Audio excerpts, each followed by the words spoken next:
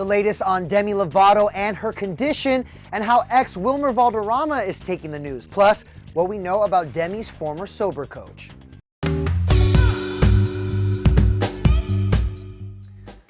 Guys, this Demi Lovato stuff has been weighing so heavy on me, as I know it has for a lot of you Lovatics out there. Sources told ET the singer suffered from a drug overdose, and thankfully, Demi's rep told ET on Tuesday she is now awake and with her family.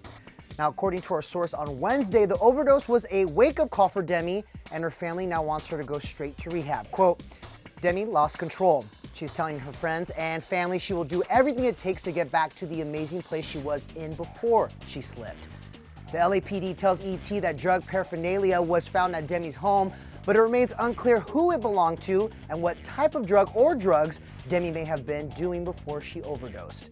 Meanwhile, Demi's concert tomorrow night in Atlantic City has been canceled, and last night Fox pulled an episode of Beat Shazam that featured Demi, which was taped back in December. But joining me now is our very own Katie Krause, who has actually interviewed Demi many times about her struggles with sobriety over the years. And you know what? I think that that's what makes this so incredibly heartbreaking, is that she was always so candid and so open about her sobriety struggles over the years. And she really wanted to be that beacon of hope to her fans and to show you can beat this. And if I know anything, Demi is so strong. She's such a warrior. And I want you guys to take a look at this interview. It's from 2015 and what she had to say. Been very vocal about your recovery. What motivates you to stay healthy and to stay on this inspirational path?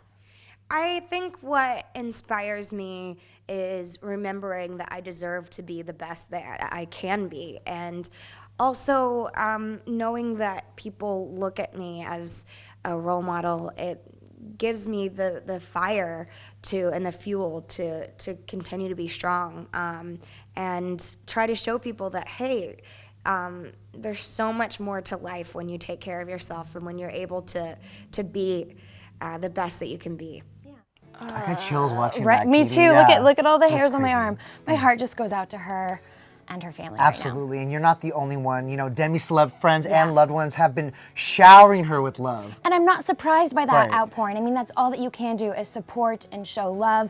Nick Jonas said that he was reeling over the news, and her ex, Joe Jonas, wrote the hashtag Pray for Demi over on Twitter. You know, I have to say, after we learned about Demi's overdose yesterday, the first person I thought of was her ex, Wilmer Valderrama, because I know that, you know, they stayed good friends. Right, and they dated for so many years, and it's clear that they had that bond. A source tells ET that, of course, he is shattered, understandably, by Demi's overdose. And while she was upfront with him when she relapsed, he did not anticipate this. Last night, I was also with DJ Khaled and Meghan Trainor. Both of them have performed with her. DJ Khaled opened for her on tour, earlier this year. So we were with them at last night's season 2 finale taping of The Four, and I want you guys to take a look at this. I saw that you actually tweeted, "We love you."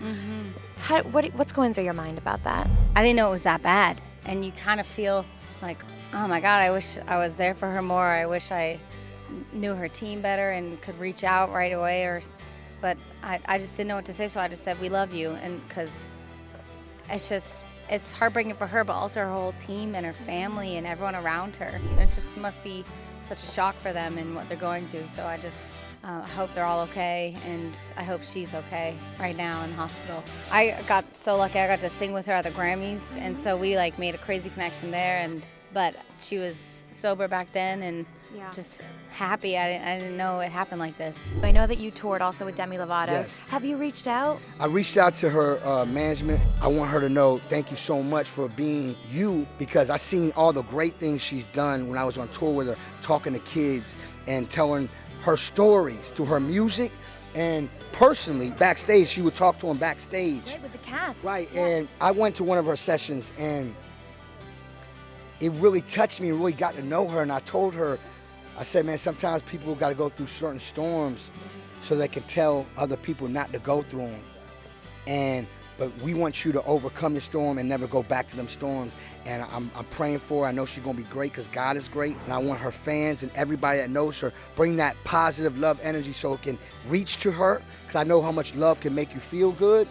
And let's overcome this and let's keep winning. But right now it's about you getting some rest, taking care of yourself, and we love you, and I know you're going to be all right. Preach, Khaled. Oh, I love DJ Khaled, and I love how positive he is about this. And He's I not think wrong either. He's not wrong. Yeah. If anyone can overcome this, it is Demi. There's so many people rallying behind her. We all and I are, think, aren't yeah, we? let's just Yeah. continue sending her love and supporting her. Amen to that. Well, thank you, Katie. Yeah, Appreciate thanks for having that. me. Yeah. As you guys know, Demi addressed rumors of a relapse head on when she dropped the song Sober last month, but we learned that Demi actually hadn't been sober for months. A source tells us that people close to Demi started to notice a shift in her personality and could tell she wasn't behaving like the sober Demi they've known for 6 years. Our source says, quote, "The more Demi was overworked, the more she wants to escape and do the drugs and not stay sober." We're told Demi's downward spiral started sometime between April and May when she was on a break from tour. It's during this time, our source says she pushed away everyone that tried to call her out or help her, including her sober coaches. Now, a little more on that. In July, Demi tweeted, "Good luck with your blog," which many diehard fans believed was shade towards the singer's life coach, Mike Bayer. The two unfollowed each other on Twitter shortly after. And of course, Mike has been credited with helping Demi get sober after she went to rehab in 2011. I think a lot of people don't have the courage to be honest and speak about their issues, and she's done it in such an authentic way that it's helped millions of people. As for what's next, our source says Demi needs a clean, safe place to heal, and that is the top priority. We'll of course keep you guys updated on the latest developments over at etonline.com. That's it for now, but take care of yourselves. I'll see you guys tomorrow.